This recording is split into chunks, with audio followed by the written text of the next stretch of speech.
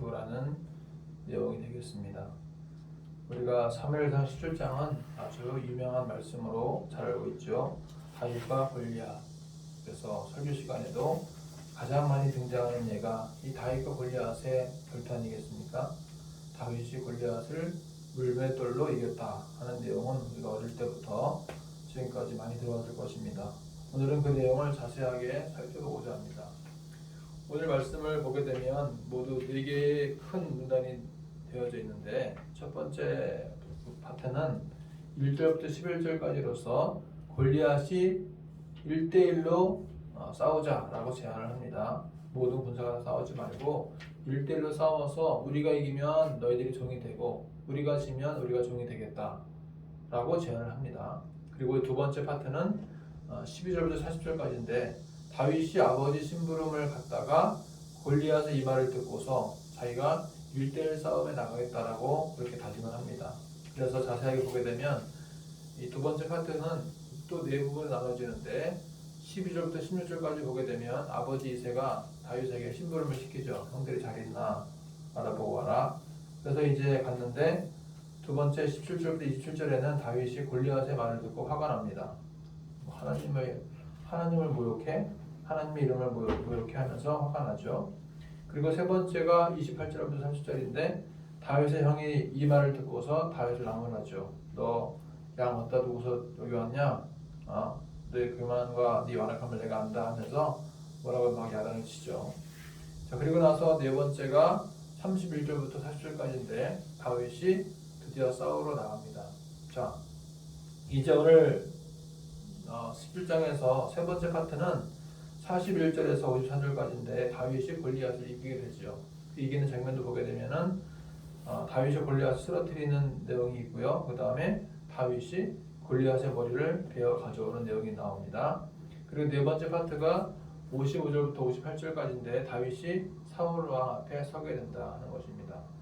이 내용을 좀 더 자세하게 보게 되면 첫 번째 문단이 1절부터 11절까지로서 블레셋 장수 골리앗이 이스라엘을 모욕하면서 1대1로 싸우자고 제안합니다. 골리앗이 키가 6규빗 한 뼘이라고 합니다. 6규빗 한 뼘, 한 규빗이 45cm예요. 손가락 끝에서 팔꿈치까지 45cm인데 두 규빗이면은 90cm가 되겠죠. 그러면은 6규빗이면 어떻게 됩니까? 2m 70이 되겠죠. 270cm. 그러니까 2m 70 더하기 한 뼘 정도, 거의 2m 80 정도 되는 키란 말이죠. 그러면은 보통 성인의 키에 1m가 더 위에 있는 키가 됩니다. 그러면 엄청난 큰 키인데, 어릴 때부터 전쟁에 익숙한 사람이었어요. 싸움을 잘하는 사람이었습니다. 그러니 이러한 장소가 나와서 1대1로 싸우자 라고 했을 때 그 어느 누구도 내가 나가서 싸우겠어 라고 말할 사람은 한 명도 없었던 것입니다.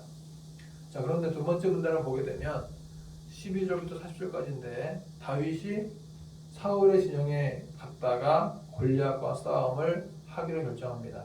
자, 두 번째 문단이 29절이나 되는 긴 절이기 때문에 네 부분으로 나눠진다 그랬죠. 첫 번째 부분이 12절부터 16절까지인데 이새의 아들들을 소개하는 내용이 나옵니다.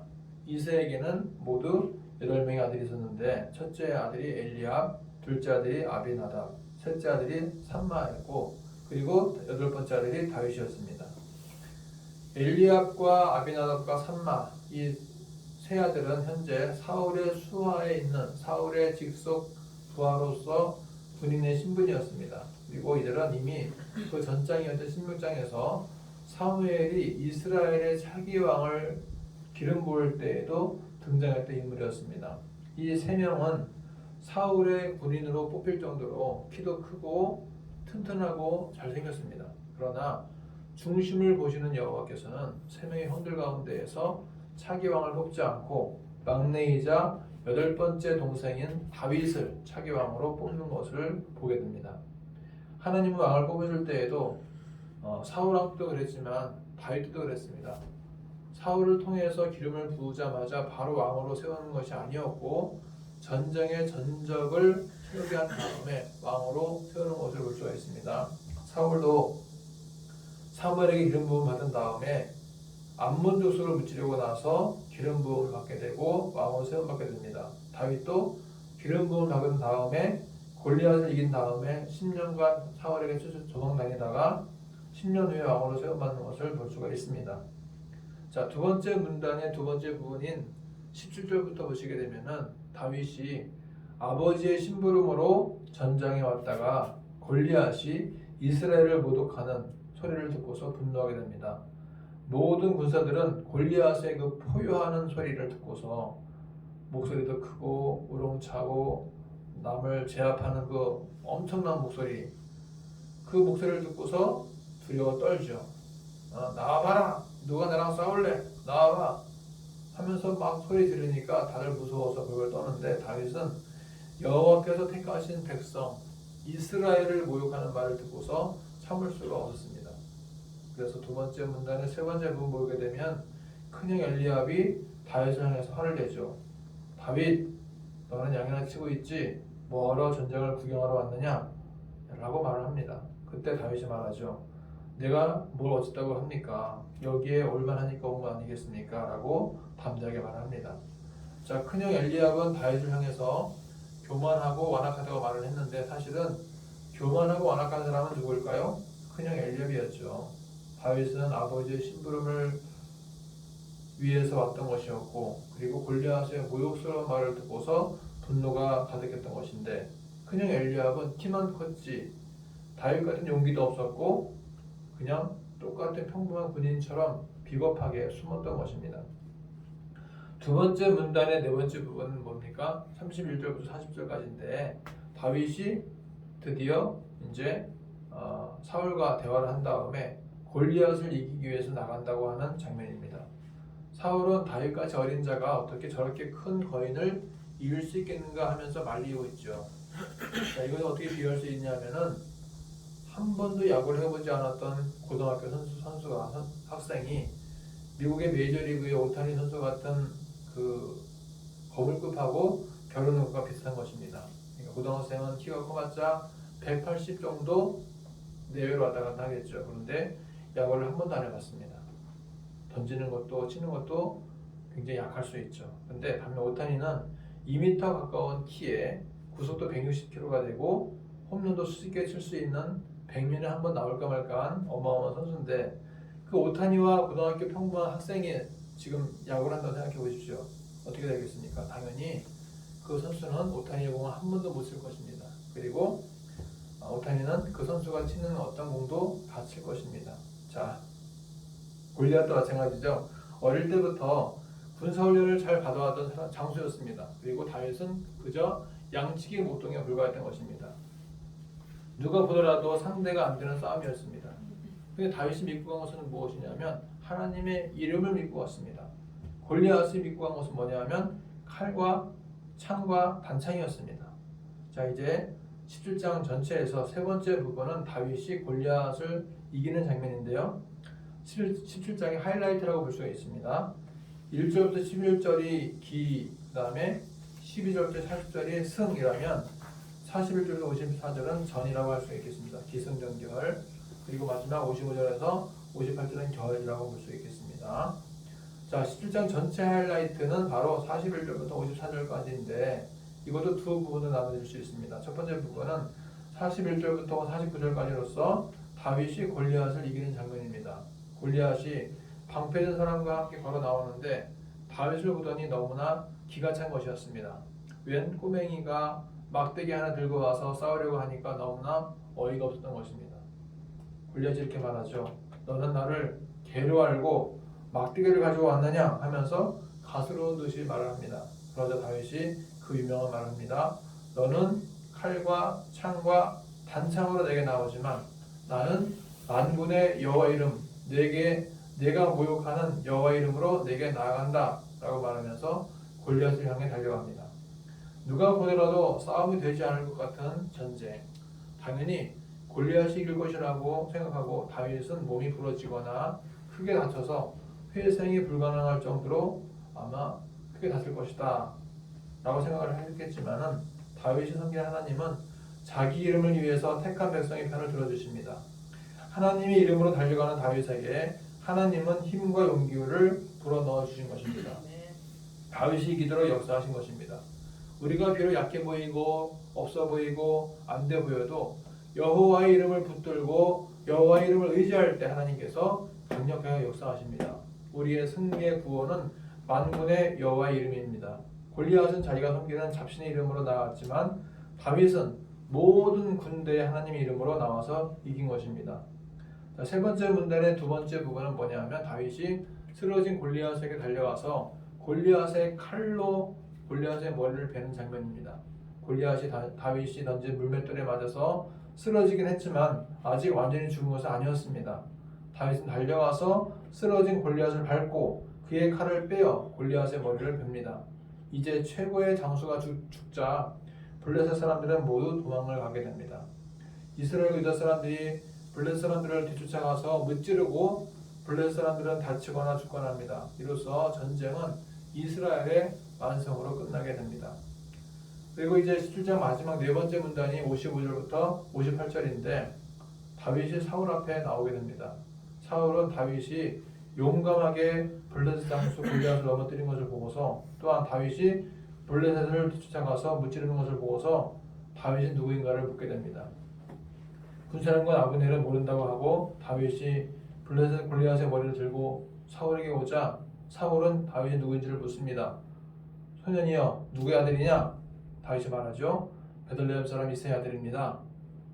자, 이미 16장에서 사울이 여호와께서 영이 떠나가시자 악령이 들었죠. 그때 악령 들었을 때 누군가의 추천으로 다윗이 와서 수금을 탔을 때 사울에게 있는 악령이 떠나가게 되었습니다. 그런데 그때는 사울이 유심보지 않았었어요. 그런데 이제 전쟁에서 승리했던 다윗을 보니까 세밀하게 보게 되었죠. 이제는 그가 누구인가, 누구의 아들인가를 자세하게 묻게 되었던 것입니다. 오늘 말씀에서 가장 중요한 핵심은 무엇입니까? 다윗이 만군의 여호와의 이름으로 골리앗을 이겼다는 데 있습니다. 여호와의 이름을 의지하고 그 이름을 부르며 나아가는 사람은 반드시 하나님께서 승리하게 하십니다. 만군의 여호와의 이름은 모든 군대의 여호와의 이름 아니겠습니까? 여러분, 골리앗이 강하겠습니까? 아니면 모든 군대가 강하겠습니까? 당연히 한 사람 골리앗보다는 모든 군대가 강하겠지요. NIV 영어 성경에 의하면 이렇게 말씀합니다. In the name of the God of the armies of Israel, whom you have defied. 내가 모욕하는 이스라엘의 군대의 하나님의 이름으로 나아간다라고 표현하고 있습니다. 이스라엘 군대 하나님 곧 전능하신 주의 이름으로 내게 대항하여 나간다라고 말한 것입니다. 하나님의 이름이 권세가 있고 마귀도 물리칠 힘이 있습니다. 이 시간에도 마귀나 사탄이 역사한다면 전능하신 주님의 이름으로 선포하고 쫓아낼 수가 있습니다. 마귀나 사탄은 하나님의 이름 앞에 벌벌 떨게 되어 있습니다. 이것이 거짓으로 꾸며서 하면은 마귀가 오히려 비웃지만 진심으로 여호와 이름으로 선포하면 마귀는 도망갑니다. 사도행전 19장 보시게 되면 거짓 마술사가 등장하는데, 자, 읽어볼까요? 13절부터 읽겠습니다. 시작. 이에 돌아다니며 마술하는 어떤 유대인들이 시험 삼아 악기 들린 자들에게 주 예수 이름을 불러 말하되 내가 바울이 전하는 예수를 의지하여 너희에게 명하노라 하더라. 유대의 한 제사장 스게와의 일곱 아들도 이 일을 행하더니 악기가 대답하여 이르되 내가 예수도 알고 바울도 알거니와 너희는 누구냐 하며 악기 들린 사람이 그들에게 뛰어올라 불러 이르니 그들이 상하여 벗은 몸으로 그 집에서 도망하는지라. 남이 하는 거 흉내내다가 귀신이 그를 더 제압을 한 거예요. 남이 하는 거 흉내내면 안 되고 진심을 다하여 내 마음에서 믿음으로 선포할 때 하나님의 역사를 주시는 것입니다. 자, 믿음 없이 선포하거나 거짓된 마음으로 이용하는 사람들은 악기도 알고 비웃습니다. 그러나 믿음으로 선포하는 이스라엘의 군대 이름은 힘이 있습니다. 여러분 BTS 잘 알고 있죠? BTS. 이 BTS의 팬클럽이 이름이 뭡니까? 아미잖아요. 아미가 바로 군대라는 뜻이에요. 팬들이 얼마나 군대처럼 강력한 힘을 보여주고 있는지 이 BTS는 아주 굉장히 그 아미들의 힘을 힘입어서 든든하죠. 우리가 대항하고 있는 또 싸우고 있는 세력은 누구입니까? 누구예요? 자, 에베소 6장 읽어볼까요? 10절부터 시작. 정말로 너희가 주 안에서와 그 힘의 능력으로 강건하여지고 마귀의 위계를 이르게 대적하기 위하여 하나님의 전신갑주를 입으라. 우리의 씨름은 혈과 육에 대한 것이 아니요 정사와 권세와 이 어두움의 세상 주관자들과 하늘에 있는 악의 영들에게 대함이라. 그러므로 하나님의 전신갑주를 취하라. 우리가 싸워야 할 대상은 통치자들, 권세들, 이 어두움의 세상 주관자들, 하늘에 있는 악의 영들입니다. 그렇기 때문에 우리는 하나님의 전신갑주를 입어야 합니다. 그러면서 모든 군대의 하나님의 이름으로 이겨나가야 합니다. 예전에 누가 밤에 꿈을 꾸었는데 가위에 눌린 적이 있다고 합니다. 여러분 가위에 눌린 경험 있습니까? 안 해본 사람은 잘 몰라요. 근데 가위에 눌리는 것은 알 수 없는 그 무엇인가가 나를 짓누르고 억압합니다. 때로는 어디론가 막 데려가려고 하죠. 그럴 때 예수 이름으로 명하노니 사탄아 물러가라 라고 외쳤더니 가위 눌리면서 깨어났다고 합니다. 예수 그리스도 이름에도 힘이 있습니다. 왜냐하면 예수라는 그 자체가 그가 자기 백성을 그들의 죄에서 구원한다는 뜻이기 때문에 예수 이름으로 선포한다는 것은 구원하실 이의 능력으로 선포하는 것이기 때문에 힘이 있는 것입니다. 우리는 늘 싸워야 할 준비를 하거나 싸우며 살아갑니다. 남편과 아내가 싸우고 여당과 야당이 싸우고 군산 상일구와 인천구가 내일 대통령배 우승을 놓고 싸웁니다. 오늘 1절과 2절을 보시게 되면 블레셋과 이스라엘 싸우고자 모였습니다. 자, 1절과 2절 읽어볼까요? 시작. 블레셋 사람들이 그들의 군대를 모으고 싸우고자 하여 유다에 속한 소고에 모여 소고와 아세가 사이에 에베스 담림에 진침해 사울과 이스라엘 사람들이 모여서 엘라 골짜기에 진치고 블레셋 사람들을 대하여 전열을 벌였으니. 이스라엘과 블레셋이 싸우듯이 그리스도인들은 늘 마귀와 싸움을 합니다. 때로는 자신의 내면에 있는 선과 악이 싸우고 자신의 내면에 있는 배려심과 이기심이 싸웁니다. 이렇게 해야 전도에 도움되고 세상의 빛을 발할 수가 있지 하면서도 그러다간 나도 내 할 일을 못해 라고 하면서 내면에서 수없이 많은 갈등을 하게 됩니다. 엊그제 어느 환자분이 부탁을 해요. 토요일날 11시에 시간 되냐고. 또 다른 환자가 있는데 어디 치과를 데려다 줘야 된다 그러면서 시간 있냐고 물어봐서 어떻게 해줄 것 같아요? 응? 왜? 응? 물론 이제 우리 셋째 아들 병원도 가야 된다 그랬고 또 하나는 이제 토요일이 나면 제일 바쁜 날이다 얘기를 했죠. 그러니까 한편으로는 전도하기 위해서 뭔가 누군가를 도와줘야 되고 섬겨야 되는 건 맞는데 또 그러다 보면 내가 정작 해야 할 가장 중요한 일을 못할 수 있단 말이죠. 그러면서 내면에 갈등하는 거죠. 도와줘야 돼. 도와주고 전도해 와야지. 한편으로는 나도 내 할 일을 해야 돼 하면서 얘기했어요. 택시비가 얼마나 드냐 그랬더니 2만 원 이상 든대. 택시비가 없냐고 그랬더니 있대. 그걸 쓰지 왜 안 하냐 그랬더니 다른 데 써야 된대. 그래서 택시를 갔다 오라고 그랬죠. 여러분 갈등이 있을 수밖에 없어요. 마음속에 선과 악이 갈등하고 배려심과 이기심이 갈등하는 것입니다.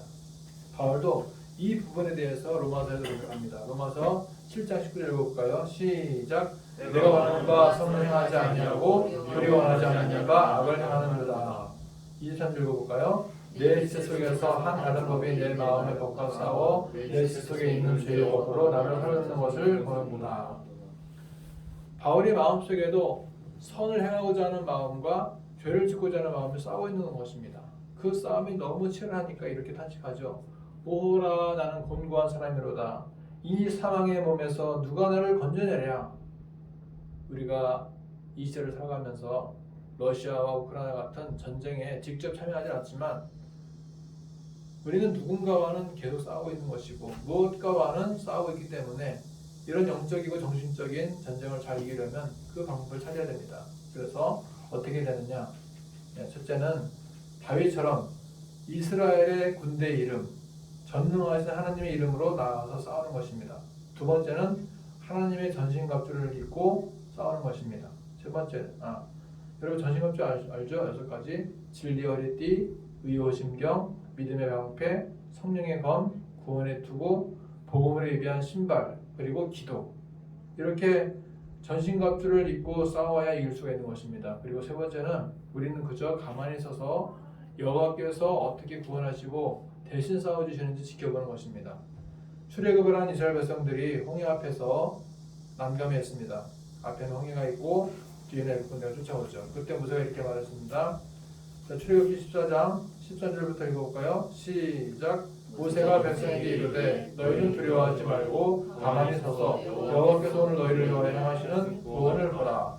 너희가 오늘 본 애굽 사람을 영원히 다시 보지 아니하리라. 여호와께서 너희를 위하여 싸우시리니 너희는 가만히 있을지니라. 아멘.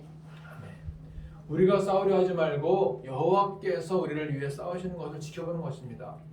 모든 일은 하나님이 하시는 것입니다. 하나님이 주어가 되고 하나님이 동서가 되십니다.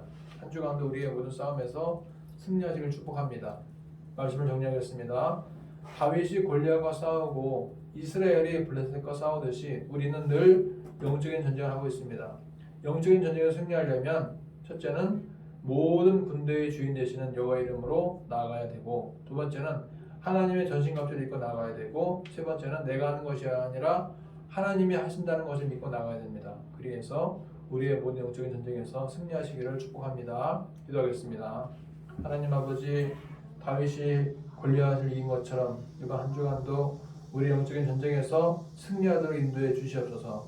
만군의 여호와 이름으로 나가게 하시고 하나님의 전신갑주를 입고 나가게 하시고 하나님께서 친히 싸워주신다는 것을 믿고 나아갈 수 있도록 인도해 주시옵소서. 예수님의 이름으로 기도합니다. 아멘.